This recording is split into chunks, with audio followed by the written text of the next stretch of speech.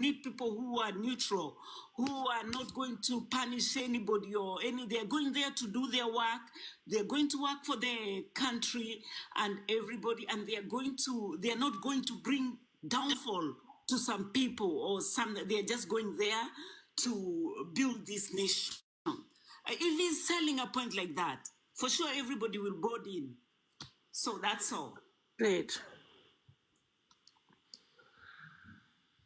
Can I say something? Good evening.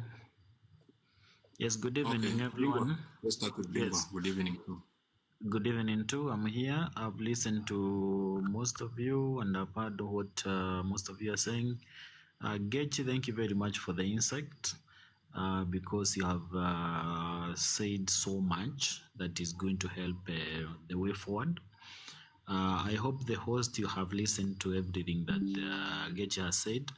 And kindly restructure the WhatsApp groups and see the way forward from there.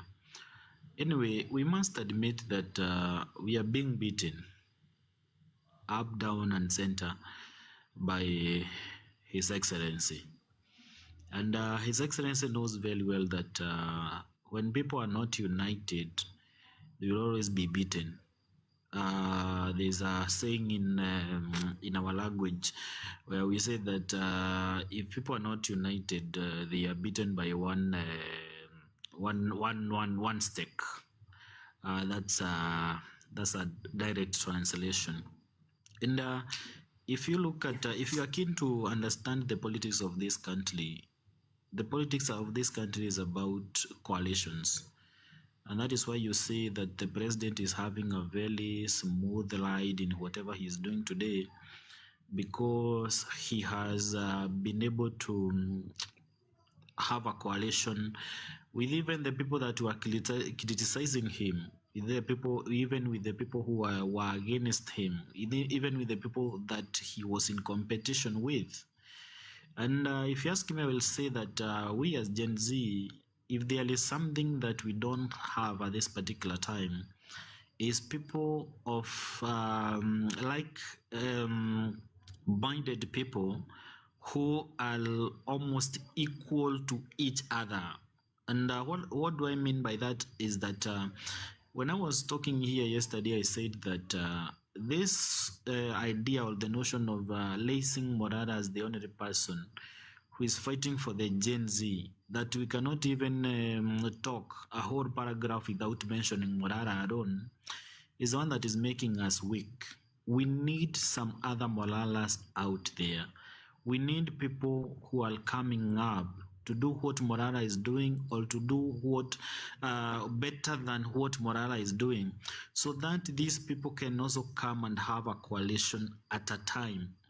And if someone is doing this in his county or in his own, and Morara is doing whatever he is doing, and someone else from maybe Coast Province is also doing something close to what Morara is doing, and we have several of them, if we combine them and have a very strong coalition, then it tells you that even the president will be a friend of the Gen Z.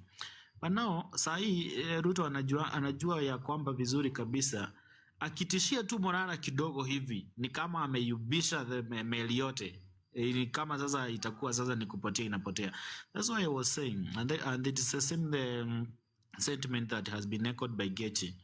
We need to have other people who are coming up, just like Morara. And these people, they are coming up with their own ideas.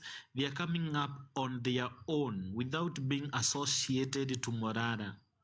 So that when they will be strong and Morara will be strong and others will be strong, they can come up and now form a coalition. The same thing that has been done by the president. The president knows very well that by having a coalition with the likes of Raila Odinga, and even if you look at the whole structure of the UDA, how it is being it was constituted, you see the likes of Wetangula. They came up with their party, and then they signed an agreement with the president, and then the likes of the Senate speaker. They also came from the Coast Province. They have their background. They have their constituency. They have the people that support them from their constituency and all that. And then they brought the small constituency to make the big constituency, which is now the UDA. And now, as if that is not enough, the president is there. Ndiye huyo sasa ameshika Raila, amemshika shingo na ameingiza watu wake kwa serikali, which means that now they are even more stronger. And that is what I was saying yesterday, that wacha Ruto aache kutudanganya that that he is uniting this country. He is not uniting this country at all. Kwa sababu kuchukua Joho kumleta kwa ministry, kwa serikali, si kumaanisha ameleta watu wote wa Coast Province kwa serikali. Ameleta tu maslahi ya Joho peke yake. Watu wenye huanga wamefuata Joho, it does not mean that they are going to benefit directly because Joho is a minister, because they come from the coast and all that. And that is exactly what we need. We as Gen Z, let us try to see how many people we can raise just equal to Morara or closer to Morara, or even more stronger than Morara, so that if by any chance something happens to Morara, then we still have some people who can still take the mantle and be able to walk with it to ensure that this country is going to be on the safer side. Kwa sababu mahali side tumesimama, we are no longer in safer side kabisa. This Kenya is going, ni kuenda inaenda. That is why unaona watu kama Andani, they are having their best time in Kenya. Wanakuja wanapewa deals kubwa, mtu anapewa mpaka deal ya airport mzima, na anasema ya kwamba hiyo ni nini, hiyo title ambayo imesimamia the whole of the airport ndio anaenda kuchukua nayo loan. Those are the things that are there. They are kuchukua nayo loan. Whereas it is even indicated that the money that the airport lost when Luto cancelled the deal that was there is almost the money that will be needed for the Adani to come and do the restructuring of the airport. So we are losing this country. We are not in a better place as we speak. Sahi mambo ni mambaya zaidi, mambo ni mangumu zaidi. If you talk to the people in business today, they will tell you this country is not the same country that was there some years back. Sahi hakuna biashara. Hata wenye wanafanya biashara na serikali, they are also complaining because there's no money. They are not getting money, and if they are getting money, their contract are not being renewed. Their contract now is being given to some other people, some funny people, because the president is hiding behind all these people to corrupt a lot of money out of this country. So we don't have a country as we are speaking. Mambo ni mambaya kuliko venye yalikuwa jana na juzi, and mambo yanaendelea na kuwa mambaya unless we as Gen Z tusimame na tujue this is exactly what we want, and we are not going to be compromised no matter what is going to happen. This is what we are going to do. But if we are not going to raise people like Morara, we are only going to depend on Morara, and if something happens to Morara, then the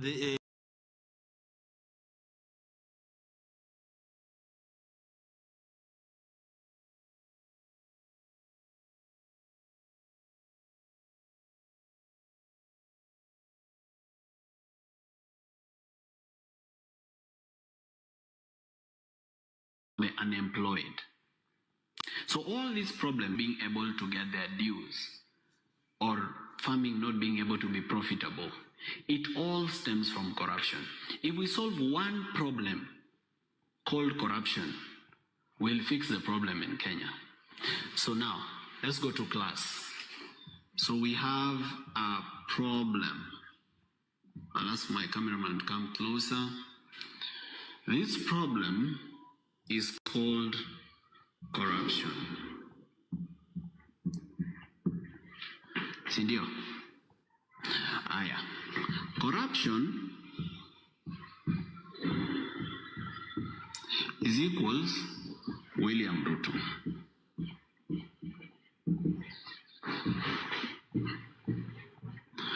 Now, I'm not saying William Ruto is the only corrupt leader in Kenya. Virtually most of our presidents have been corrupt. You know, ministers in government, PSs, governors, MPs, MCAs. But the father currently of corruption, the papa le président de la OFISAD, is this guy. This guy called William Ruto. He's the father of corruption currently. Now, if this guy stops being corrupt, Kenya can be fixed. Or if this guy gets out of power, by whatever means, the corruption in Kenya will reduce. There's only one problem about removing this guy. So now we are talking about removing the problem. The problem is William Ruto. There's only one problem about removing this guy. Removing this guy is dealing with the symptoms of a disease without dealing with the root cause. Ni kama kukunywa painkiller. Because before you remove William Ruto, you have to ask yourself, who put him there? The person who put him there is someone called a voter.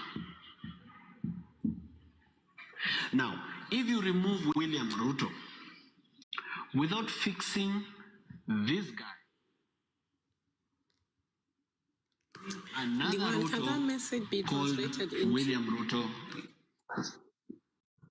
If you remove William Ruto with Yes, Gachi?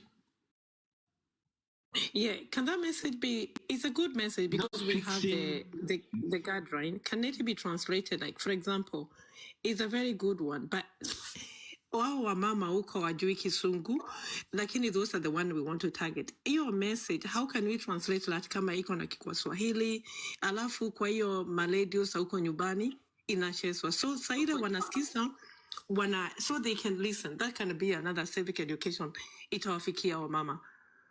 Oh, watu wa huko nyumbani kama ni hizo nini stations kama ni every country, kama ni every Luo, Kikuyu, nini, Kisii, how can we get them alafu kuwe kuna mtu ana translate hiyo na their language the way they understand it. Manake ameweka hiyo and that is good. That is called dubbing. It's known as dubbing, but the point is that now hapo lazima tuache kutaja basi individuals. Maybe if it's Ruto, you say person X.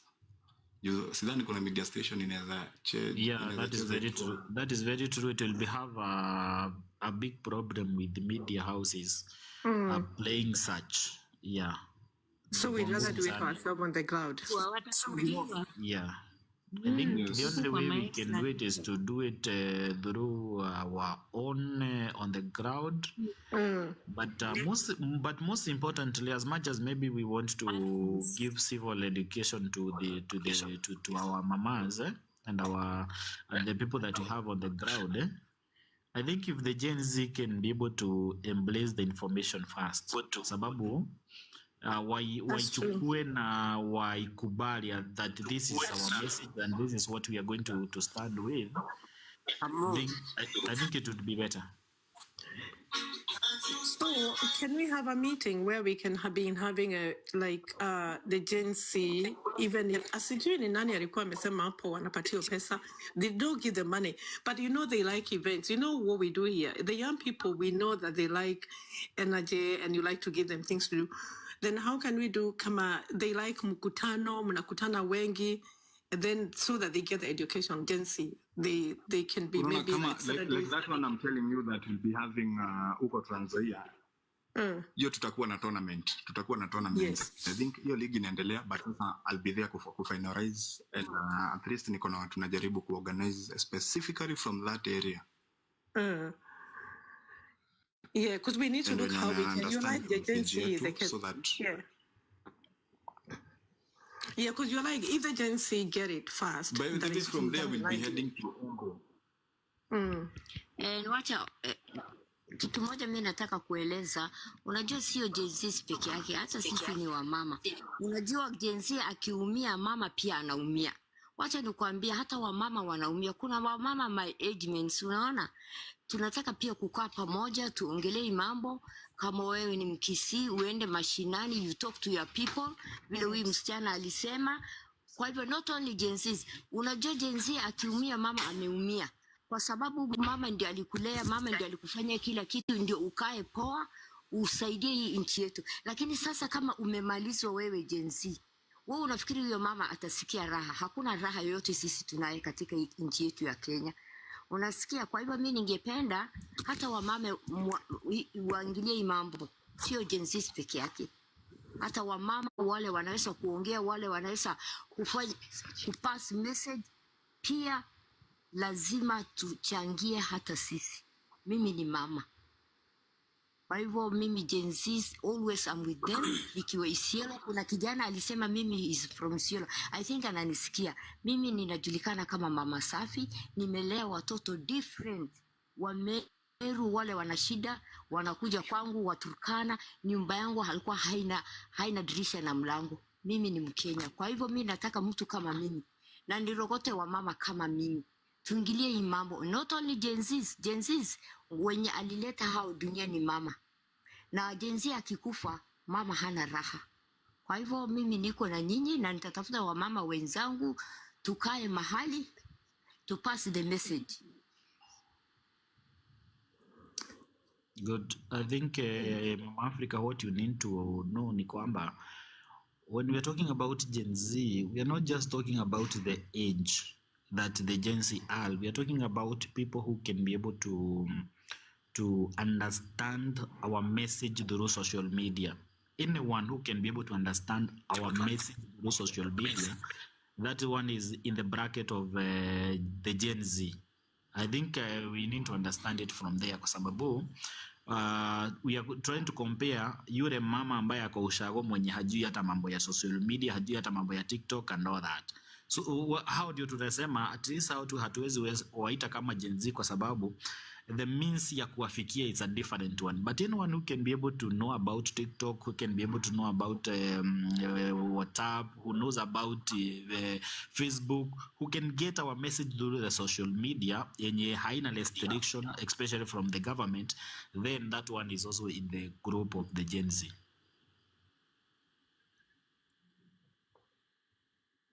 Kitu moja nataka kuuliza dogo na group.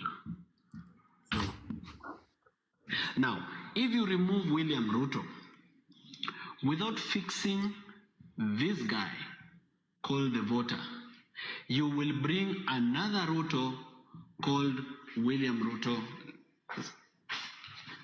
If you remove William Ruto without fixing this guy called the voter, you bring another guy called William Ruto Pro Max. Ukitoa William Ruto bila kufixi hiyo shida, you'll have a William Ruto Pro Max. Because we are a democracy, and a democracy is organized according to democratic election. That means a president is elected by the voters. If the president is corrupt, it's because the voters wanted it that way. In fact, the 7 million voters cannot say that what I ordered versus what I received. What they ordered is exactly what they received. So then we've known that the problem is the voter. This voter has many problems. These voters, some of them voted because of tribalism. So there are Kalenjins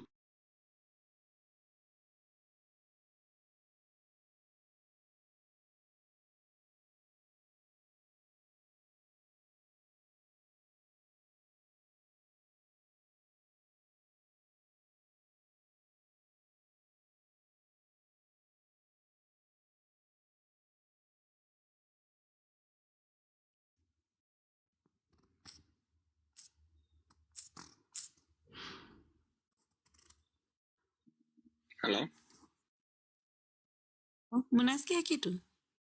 Yes. Like the host toroka kidogo. Ni kama amestoriwa na Ruto pia. Ni kama amestoriwa na kidogo. Dawaka. Mtetezi anaomba nafasi. Niongee kidogo. Okay, bwana. Salimia nyote ya mjambo. Jambo. Penye nilikuwa nataka kusema first, Ruto ameshikana na Bill Gates. If you guys have been following, hii si kitu ya kwanza. Hii Bill Gates kuingisha mguu Kenya. I think it's 1 year or so. Walikuwa wamekutana na Ruto. Walikuwa wanataka kuintroduce the chip to the new babies. Venye alikuwa anasema, you guys remember alikuwa anaongea mambo ya ID. Utakuwa ukiitishwa physical ID. There is a way unaifanya ikuwe digital. It is a way of controlling the country. And then that one, it faced some backlash. Ikaenda under the water. So they've been discussing things on how to control. One, you have to control the stomach, that is the agriculture. So ukipanda those who've ever had seeds za GMO, ukipanda GMO seeds, hazitoi kitu. Ikiwa ni malenge, inakuwa kubwa and haitoi anything. So that's what they are doing. So that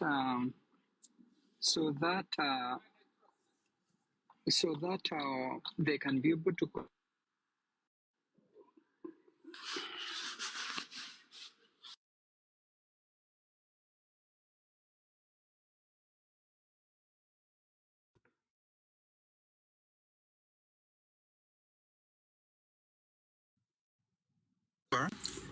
Make them poor and control them. Once you make people poor,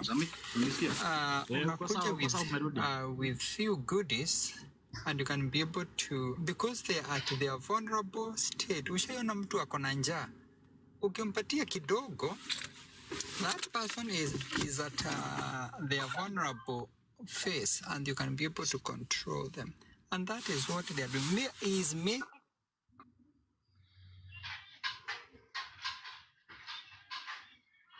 this money alafu anawapatia. He's also working. US is behind so many of the things which are going on. Haiti, it wasn't Ruto's idea. It was US idea.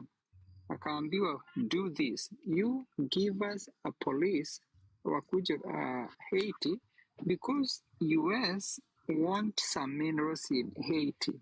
So once they do that, they can't put their soldiers on the ground, because it will bring a backlash to the government of the US and to the president. So they can't do that. What do? They use the greedy Africans presidents, and that is what they are doing. At the moment, kuna dawa zinaendelea huko, sijui chanjo zinaendelea.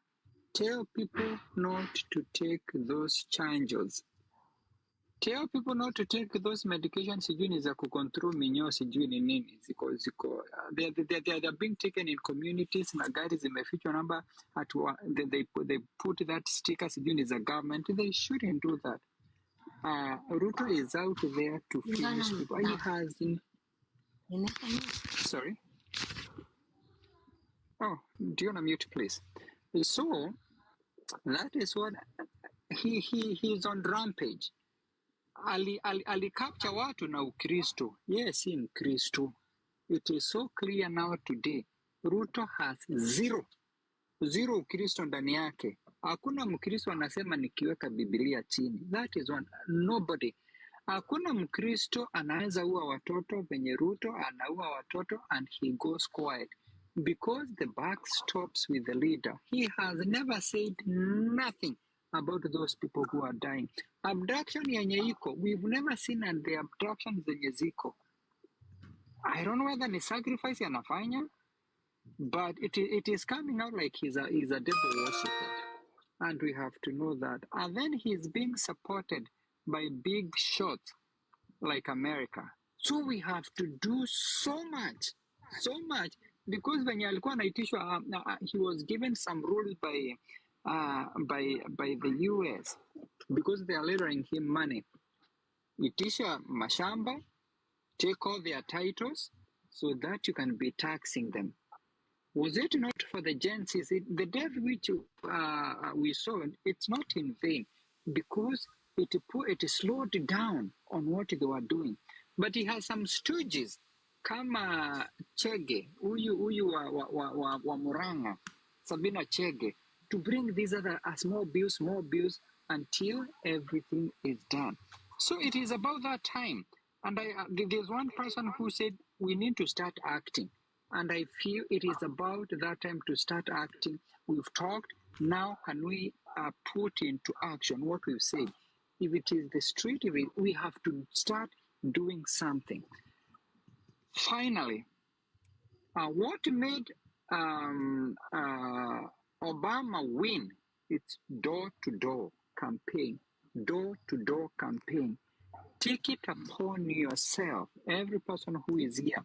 Make sure that you go door to door, teaching those old people and those people who haven't gotten the information, the civic education about the danger we are facing. Take time, door to door.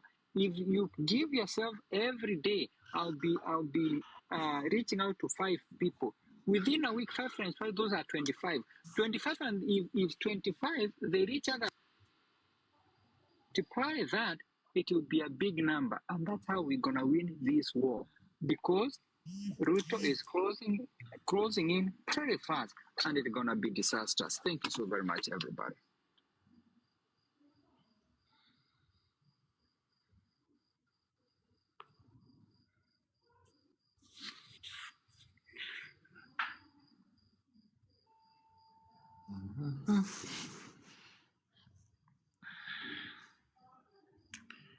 So the host, I don't know whether you are still there. I can see that people are taking a very, very small break here.